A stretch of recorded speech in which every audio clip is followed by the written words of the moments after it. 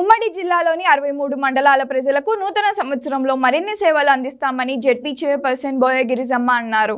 అనంతపురంలోని ZP కార్యాలయం ఆవరణంలో ఇవాళ నూతన సంవత్సరం వేడుకలు ఘనంగా నిర్వహించారు. జెడ్పీ కార్యాలయ సిబ్బంది వివిధ మండలాల నుంచి జెడ్పీటీసీలు, ఎంపీటీసీలు, ఇతర ప్రజాప్రతినిధులు పెద్ద ఎత్తున తరలి వచ్చి ఆమెకు శుభాకాంక్షలు తెలిపారు. అధికారులు కూడా అధిక సంఖ్యలో రావడంతో సందడి వాతావరణం నెలకొంది. అనంతరం వైఎస్ఆర్ టీవీ నూతన సంవత్సర క్యాలెండర్ను ఆవిష్కరించారు.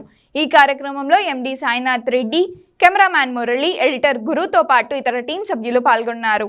ఈ సందర్భంగా ఆమె మాట్లాడుతూ 63 మండలాలను సమానంగా అభివృద్ధి చేస్తున్నామని, ఈ ఏడాదిలో కూడా అన్ని మండలాలకు ఎక్కడెక్కడ అవసరమో అక్కడ నిధులు ఖర్చు పెట్టి అభివృద్ధి బాటలో నడుస్తున్నామని చెప్పారు.